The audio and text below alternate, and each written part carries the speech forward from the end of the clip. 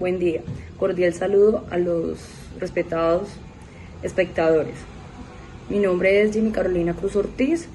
Soy estudiante de la Facultad de Derecho, sede Cooperativa de Colombia, Villavicencio. En el siguiente video, mis compañeros y yo vamos a hacer una simulación de audiencia siguiendo así mostrando un caso, enfocándonos en un caso dirigido sobre una problemática de derecho laboral. Uno a uno voy a presentar a mis compañeros, que son Tatiana Cheque Marca, Diego Esteban Pardo Caicedo y Michael Piraquivi. Bueno, en el siguiente voy a ir relatando poco a poco, exponer el caso. Juan ha presentado sus servicios como auxiliar contable de la inmobiliaria Coquito S.A. Lleva trabajando desde el 22 de febrero del 2009 en esta empresa con un contrato a término fijo con duración de 1 año y de vaga como salario la suma de 3.500.000 pesos. En febrero del 2019, el empleador le propuso a Juan alquilar un apartamento. En febrero del 2019, el empleador le propuso a Juan alquilar un apartamento por el canon de 750.000 pesos y pagaría en efectivo los primeros 5 días de cada mes. Además de ese contrato, presentaba mérito ejecutivo y que Juan autorizaba que en caso de conflicto se resolviera ante un tribunal de arbitrariedad. El trabajador en la fecha actual llevaba 5 meses de canon de arrendamiento sin pagar. Debido a esto, el empleador decidió descontar el salario del trabajador de forma proporcional el valor de estos 5 meses.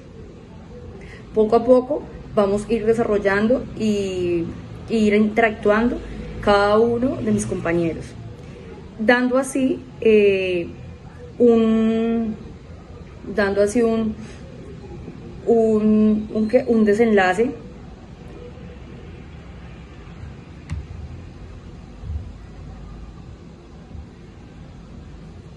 y los alegatos finales.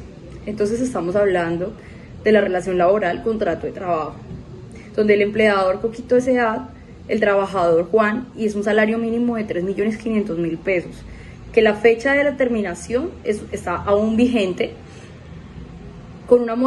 Entonces se resuelve que primera vez el 22 de febrero del 2020 está vigente hasta el febrero del 2021, hasta la fecha del próximo año. El problema, el empleador descontó en forma proporcional los 5 meses del caso. Y en relación ya civil, hablando, enfocándonos un poco, el contrato de arrendamiento de vivienda urbana, que estamos hablando de la ley 820 del 2003, con fecha de inicio del 22 de febrero del 2019, con un canon de los 5, el canon del arrendamiento había quedado así: pagarse los primeros 5 días de cada mes con un valor de 750.000 pesos, prestando un mérito ejecutivo. Gracias. Buenas tardes, compañeros. Mi nombre es Tatiana Cheque Marca Caicedo. Respecto al caso que el docente nos envió en la plataforma, y pues donde nos decía que tenemos que argumentar basado en 2 sentencias y argumentarlo de manera jurídica, creo que el empleador no está actuando por fuera del marco legal, ya que pues le está descontando la obligación del arrendatario de manera proporcional en su sueldo. Bueno, hay que aclarar también que esto se puede hacer, pero sin que se viole el 50% del sueldo del arrendatario. Entonces, está en todo su derecho de hacerlo. Lo del descuento del 50%, lo leí en el decreto 1527 de 2012. No sé si aún no se ha derogado o si han cambiado algo, pero pues me basé en ese decreto.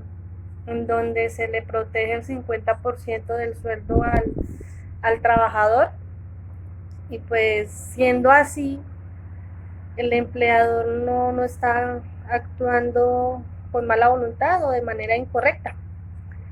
Eso es todo y ese es mi argumento respecto al caso. Buenas tardes, compañeros. Vamos a hablar del caso en concreto. Pues a mi parecer ambos contratos son principales, no necesitan de otro para nacer a la vía jurídica, ¿sí? En este caso, pues se vulnera el principio del mínimo vital, que dan conexidad con la vida, es un derecho fundamental. El problema jurídico es que el empleador descontó de forma proporcional 5 meses del salario. Existe una relación civil que es el contrato de arrendamiento de vivienda urbana. Eso lo encontramos en la ley 820 del 2003, que tiene por objeto fijar los criterios que deben servir de base para regular los contratos de arrendamiento de los inmuebles urbanos destinados a vivienda. El contrato de arrendamiento de vivienda urbana es aquel por el cual las partes se obligan recíprocamente la una a conceder el goce de un inmueble urbano destinado a vivienda total o parcialmente, y la otra a pagar por este goce un precio determinado. De acuerdo al artículo 149 del Código Sustantivo, señala que el empleador no puede deducir, retener o compensar suma alguna del salario sin orden suscrita por el trabajador para cada caso o sin mandamiento judicial.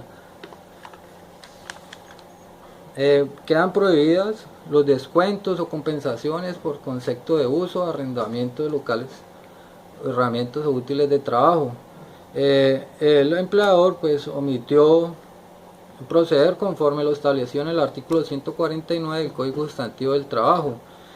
Referente al mínimo vital, en Colombia es considerado como un derecho fundamental derivado de los principios del artículo 53 de nuestra Constitución Política del 91, que nos hablan pues de la dignidad humana y la solidaridad en concordancia con los derechos fundamentales a la vida, a la integridad personal y a la igualdad, ¿sí? Estos derechos protegen a la persona y comprometen su subsistencia, sino también su valor de manera afirmativa, que los descuentos sobre el salario son permitidos siempre y cuando se respeten los topes máximos permitidos por la ley. Esto es sin afectar su mínimo vital, ¿sí? Al contrario, census pues no se podrá realizar por parte del empleador, sino ni solicitar por parte de terceros descuentos al salario que estén por encima de lo permitido por la ley. Y en cuanto a los descuentos que se deben hacer, están en el artículo 150 del Código Sustantivo del Trabajo, pues donde establecen que son permitidos los descuentos y retenciones por concepto de cuotas sindicales, de cooperativas y cajas de ahorro autorizadas en forma legal. Las cuotas con destino al seguro social obligatorio y de sanciones disciplinarias impuestos de conformidad con el reglamento del trabajo debidamente aprobado. De igual manera, están permitidos los descuentos para la afiliación al Sistema Integral de Seguridad Social, en salud, que es del 4%, y para los pensionados, que es del 4% para las pensiones. Ya para finalmente concluir, pues el empleador omitió proceder conforme al artículo 149 del Código Sustantivo del Trabajo, donde pues sin autorización judicial no se puede descontar el salario del trabajador. Gracias.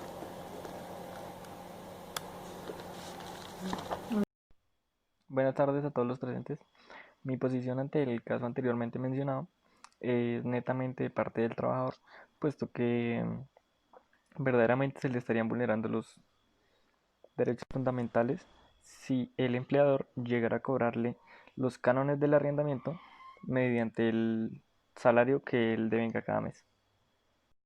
En principio, el mismo contrato nos dice que no se podrán descontar del salario, sino que Juan autoriza para que dichas actividades derivadas del contrato de arrendamiento se lleven a cobrarse mediante un centro de arbitramiento. Además, tenemos el artículo 149 del Código Sustantivo del Trabajo que nos explica de los descuentos prohibidos.